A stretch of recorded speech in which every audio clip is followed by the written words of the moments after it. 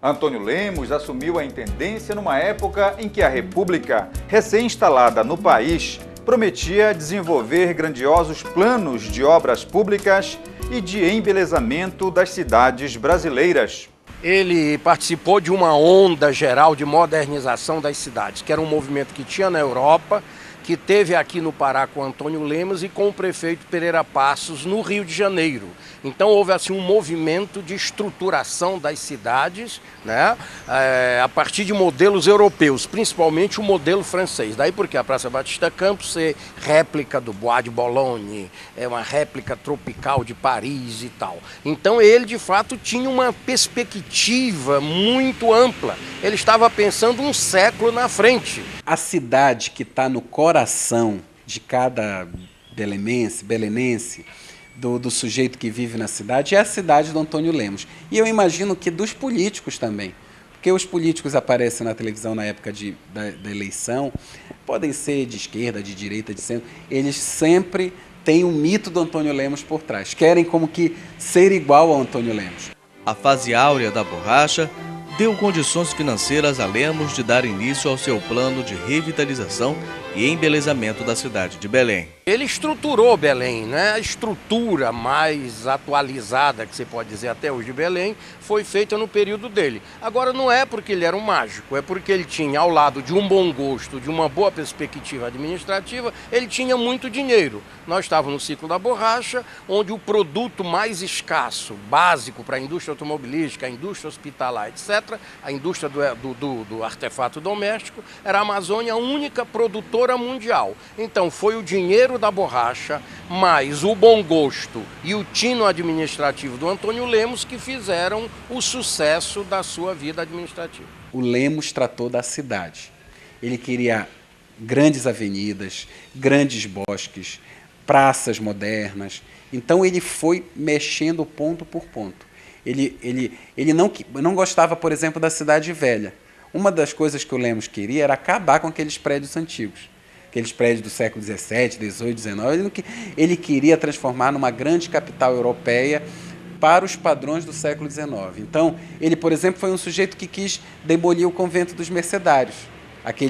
Aquela alfândega, onde ali, próximo à Estação das Docas, o sonho dele era transformar aquilo no grande teatro municipal, porque nós temos o Teatro da Paz, que é o teatro do Estado, mas ele queria fazer o teatro do município de Belém.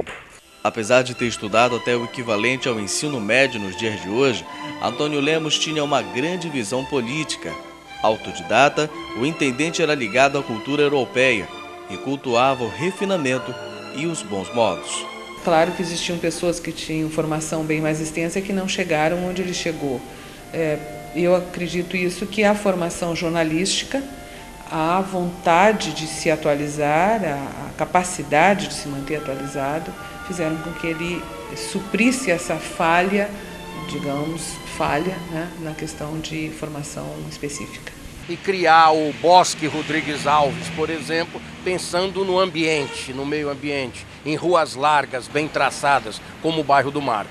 Então o que é que você tem? Um indivíduo que, independente da escolaridade, ele estava atualizado com as grandes correntes do urbanismo no mundo. Com a fama de autoritário e elitista, Lemos não dispensava o contato com os populares, apoiando festas populares e abrindo a casa dele no dia do seu aniversário para cumprimentos da população.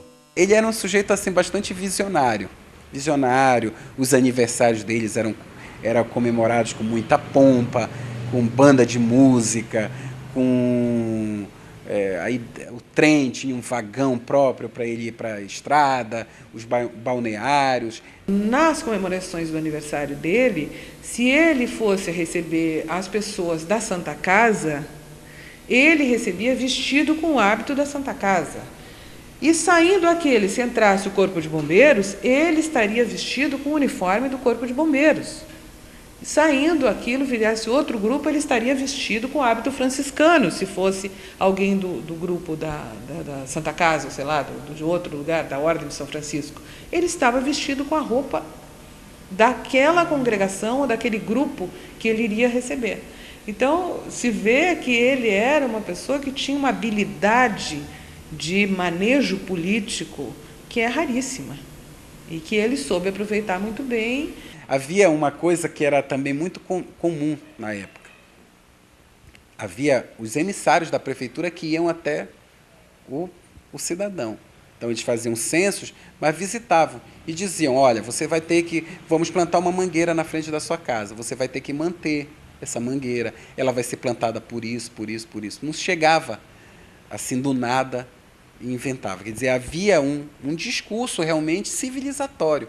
Se pensa o Antônio Lemos, simplesmente a prefeitura, como alguém que era controlador, que era autoritário, porque a população não estudava isso, não tinha esse projeto. Mas a forma como era implantada era em parte. Eu acho que hoje, muitas vezes, é mais autoritário, porque nós não somos informados. O cidadão comum não é informado, já chega, já se vai estabelecer. Por essa interatividade com todas as classes sociais, Antônio Lemos ocupou 5 vezes o cargo de intendente de Belém. Porque ele ficou no governo aí um bom tempo, não é? Ficou muito mais de 10 anos no governo, pelo menos uns 14 anos aí. Então, ele quase não foi um cara que criou as obras do nada. Mas uma coisa, ele mexeu em tudo. Ele reformou a cidade.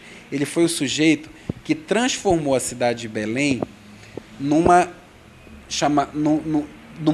metrópole para a época. Então, ele dotou a cidade de transporte urbano, por exemplo, os bondes elétricos.